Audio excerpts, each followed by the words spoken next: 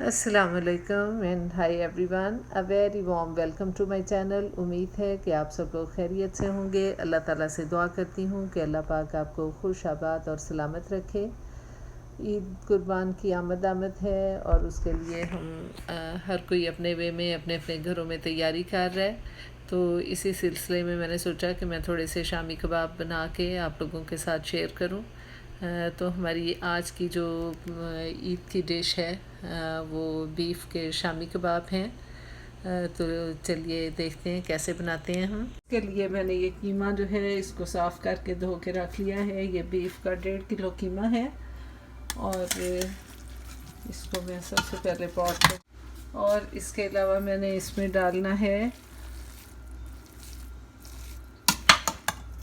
ये तकरीबन 1.5 पाव के करीब इसमें मैंने ये चने की दाल है। ये सोख हुई, ज़्यादा फूल के लग रही है। दाल पर केजी के हिसाब से है तो ये 1.5 पाव है 1.5 केजी के कीमे में। और ये मेरे हैं ये हैं हमारे अनियन और जिंजर गार्लिक का paste 2 table spoon. 1 large onion मोटा मोटा काट लिया है क्योंकि हर चीज़ में आखिर में पिसा जाना है, इसलिए ज़रूरत नहीं कि हम इसको बारीक काटें। और मसाले में शामिल है नमक हस्बे ज़ायका, दालचीनी, काली मिर्च, पिसा हुआ सफ़ेद ज़ीरा। और ये दालचीनी जो है ये 1/2 टी स्पून समझ लें, और ये 1 टीस्पून काली मिर्च है। 1 टेबल स्पून भर के पिसा हुआ सफ़ेद ज़ीरा, 1 टीस्पून हल्दी और 1.5 टेबल स्पून जो है ये हमारा पिसा हुआ खुश्क धनिया है। 1 टेबल स्पून सुर्ख मिर्चें हैं और 2 ये दाने काली इलायची के हैं जिनको मैं बाद में पीसते हुए उठा लूँगी। तो ये सब मैंने मसाले इसमें ऐड कर दिए हैं। आप ज़्यादा चटपटा बनाना चाहें तो और भी मसाला जात इसमें ऐड कर लें, लेकिन मैंने इसमें बहुत ज़्यादा मसाले नहीं डालने क्योंकि गर्मियों के दिन हैं। और इसके अलावा इसमें ये जाएगा पानी, ये वाला कप बड़ा चाय के मग के बराबर है ये भर के। जब ये पक के बॉयल हो के बिल्कुल खुश्क हो जाएगा तो इसमें मैं फिर पिसा हुआ सफ़ेद ज़ीरा और थोड़ा सा गरम मसाला 1/2 टी स्पून के बराबर वो इसमें मैं ऐड कर दूँगी। इसके अलावा कच्ची प्याज, हरी मिर्चें, सब्ज़ धनिया, पुदीना वगैरह ये सब हरा मसाला जो होता है वो भी डालूँगी। इस किस्म की चीज़ जितनी ज़्यादा चटखारेदार हो और जितने मिर्च मसाले हों उतनी मज़े की बनती है। लेकिन गोश्त भी इंतहाई गर्म और ऊपर से मौसम भी, तो सर्दियों में तो ठीक है, लेकिन आजकल मैं इसे बहुत ज़्यादा स्पाइसी नहीं बनाऊंगी। बस फिर ये जब गल जाएगा तो इसके भून के पानी खुश्क कर देंगे और उसके बाद इसको मैं पीस के इसकी टिक्कियाँ बना लूँगी शामी कबाब ईद के लिए। तो चलिए फिर इसको पकाते हैं। और ये कीमा मैं दरमियान में हिला रही हूँ कि नीचे दाल वगैरह ना लग जाए। अभी इसमें पानी भी है काफ़ी और दाल भी तकरीबन 50 to 60% गली है। काफ़ी ज़्यादा अभी उसमें है गलने की ज़रूरत। तो मैं इसे थोड़ी देर और कवर करके बंद कर दूँगी और मीडियम हीट पे पकता रहेगा। और फिर ये जब खुश्क हो जाएगा बिल्कुल तो देखें, ये मैंने दोबारा इसको अब किया है चेक, तो माशाल्लाह से बिल्कुल कीमा और दाल दोनों अच्छे तरीके से गल चुके हैं। अब मैं इसको अच्छी तरह भून के इसका पानी बिल्कुल खुश्क कर दूंगी दाल का और कीमे का। और जब खुश्क हो जाएगा तो फिर मैं इसमें और चीज़ें ऐड करके इसकी टिक्कियाँ बना लूँगी। तो ये मैं एक छोटा सा फ्लैट ट्रे लेके उसके अंदर मैं उसे ऑयल से ग्लेज़ कर रही हूँ क्योंकि माशाल्लाह कीमा काफ़ी है। और बेसिकली ये मैंने ईद के लिए बनाया है। कबाब जो हैं वो मैंने ईद के लिए बनाए हैं। तो ये मैं अपने हैंड ब्लेंडर से ही इसको कर रही हूँ क्योंकि भूनते हुए कीमा काफ़ी ज़्यादा हो गया था सॉफ्ट, और दाल भी तकरीबन अंदर अच्छी तरह मिक्स हो गई थी भूनते भूनते। और ये थोड़ी बहुत जो कसर थी वो मैंने हैंड ब्लेंडर से ही कर लिया ताकि इजीली हो जाए, चॉपर में डालने की ज़रूरत नहीं थी।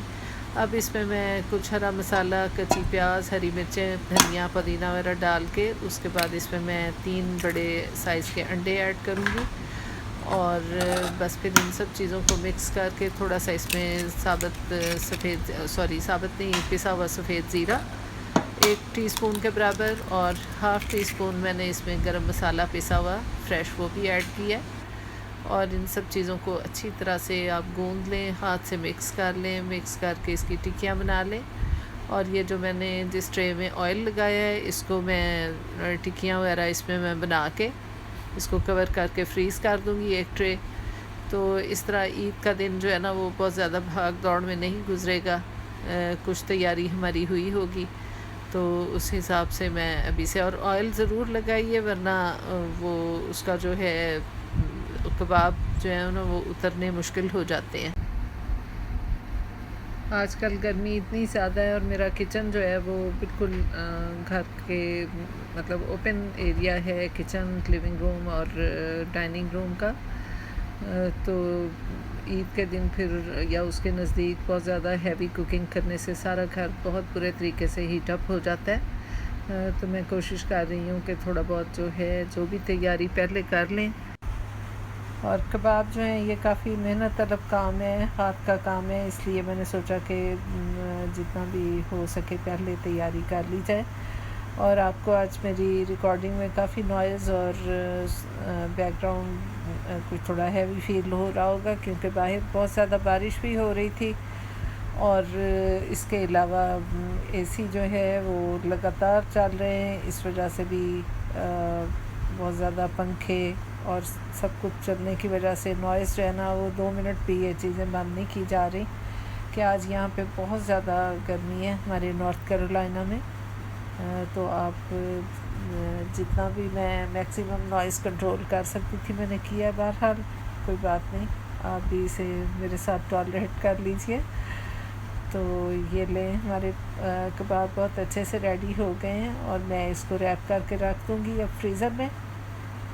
बाकी कबाब जो है मैं एक और इसकी ये लेयर थोड़ी सी ड्राई हो जाए, सॉलिड हो जाए फ्रीज़र में, तो इसके ऊपर फिर मैं नायलॉन रैप लगा के और क्लिंग रैप जो होता है वो मैं इसके दरमियान लेयर्स के दूँगी। और इसके ऊपर मैं सेकंड लेयर एक और बना के इसी तरह लेयर करती जाऊँगी, और जो सॉलिड हो जाएंगे तो उनको फिर बड़े ज़िप-लॉक बैग में डालती जाऊँगी।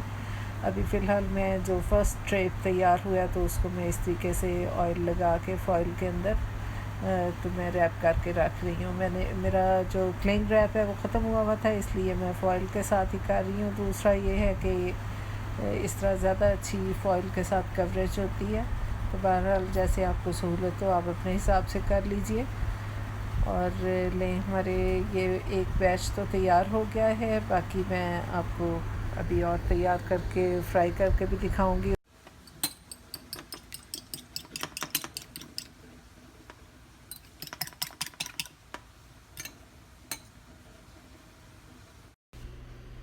अब मैं इसमें अंडे में ये कबाब डिप कर करके फ्राई कर लूँगी। और ये देखिए कितने अच्छे कबाब बने हैं, ज़रा भी बिखर नहीं रहे या बिल्कुल सॉलिड फॉर्म में है।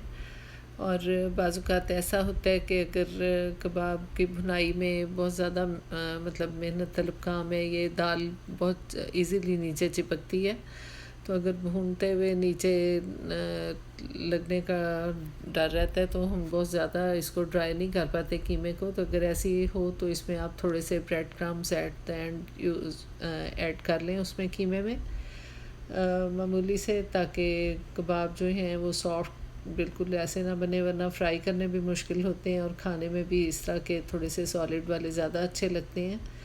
और ये पक के बहुत फ्राई होने के बाद खस्ता और नरम हो जाते हैं और बहुत अच्छे बनते हैं। तो आप मुझे बताइएगा कि मेरी आज की वीडियो आपको कैसी लगी। मैंने आज इसमें बहुत सारे रॉ क्लिप्स छोड़ दिए हैं, यानी उनको मैंने एडिट नहीं किया। आवाज़ें आपको आने दी हैं हमारे बैकग्राउंड की और आपस में बातों की, तो वो भी मैंने कहा आप रियल में भी देखें कि कैसे चल रहा है मेरे घर में। तो कभी कभी ऐसे भी अच्छा लगता है कि अपनी लाइफ के जो असल सीन्स हैं वो कुछ हम आपके साथ शेयर करें। इसीलिए मैंने आज कुछ छोड़ दिया। पता नहीं अब आपको समझ आ रही है बैकग्राउंड नॉइज़ की वजह से या नहीं। बहरहाल और मुझे अपनी ये प्लेट डेकोरेट करने के लिए थोड़ा सा मिंट वगैरह चाहिए था। तो मैं सोच ही रही थी कि बाहर यार्ड में जाके मैं लेके आऊँ, और एकदम इतनी शदीद बारिश शुरू हो गई कि बाहर जाना ही मुश्किल हो गया। पानी जो है वो मिनटों में इकट्ठा होना शुरू हो गया, और हमारा जो मिंट पैच है उसके बिल्कुल ऊपर हमारा वो जो ड्रेन पाइप है वो उसके ऊपर लगा हुआ है, मिंट पाइप के ऊपर। तो वहाँ से बहुत ढेरों ढेर पानी जो है ना वो बरस रहा था। बस बेचारा मेरा बेटा उसी हालत में गया और जाके बारिश में भीगता हुआ मेरे लिए मिंट जो है वो काट के लाया। तो 15-20 लाना, 20 के करीब। हाँ, कैंची ले जाओ ताकि जल्दी जल्दी काट जाए। लंबी लंबी ले सकते हैं, लंबी नहीं, जितनी भी आपका वेट है ले आए। The proud one is working ready. Sir. ये आपके पाउंड होने के लिए हमने रखा हुआ है, हाथ में ही तोड़ के ले आना बेटे। Okay. मैंने कहा आपसे मैं थोड़ी सी अपनी इधर उधर की बातें भी कर लूँ। और ये हमारे कबाब लीजिए हो चुके हैं तैयार, और माशाल्लाह से बहुत मज़े के बहुत अच्छे कबाब बने थे, और बच्चे बेचैन हो रहे हैं कबाबों की खुशबू से। तो मैंने सोचा कि इनको मैं पहले दे लूँ। तो ईद की तैयारी तो होती रहेगी, ऐसी चीज़ फिर बच्चे सब्र नहीं करते, साथ के साथ होती है। खैर माशाल्लाह काफ़ी बनाए हैं, ईद के लिए भी बच जाएंगे, ऐसी कोई बात नहीं है कि इनके खाने से कमी हो जाएगी। तो ये थोड़े से आखिर में बच गए थे, मैंने कहा इनको भी मैं तल लूँ, और इसके लिए मैंने और ज़्यादा ऑयल नहीं डाला कि फिर बचा हुआ ऑयल जो है वो डिस्कार्ड करना पड़ेगा। तो आप मुझे ज़रूर कमेंट बॉक्स में बताइएगा कि मेरे आज के ये शामी कबाब आपको कैसे लगे, और आपका ईद का मेन्यू क्या कुछ है। बहरहाल सभी अपने घर में अच्छा खाते पकाते हैं, बस शेयर करने का मकसद होता है कि एक दूसरे के साथ आइडियाज़ शेयर करते हैं, और उससे हमें भी नए नए आइडियाज़ मिलते हैं, चीज़ों को हम बेहतर अंदाज में इस्तेमाल कर सकते हैं। तो लीजिए हमारे यार्ड की भी लुक देख लीजिए, बारिश ज़ोरों पे है। और please like comment share and subscribe if you like this video, और मिलती हूँ आपसे मैं नेक्स्ट टाइम एक नए व्लॉग के साथ। Every day a new vlog. और मुझे अपनी बहुत सारी दुआओं में याद रखिएगा, मैं भी आपके लिए दुआ को हूँ। इजाज़त दीजिए, अल्लाह हाफ़िज़।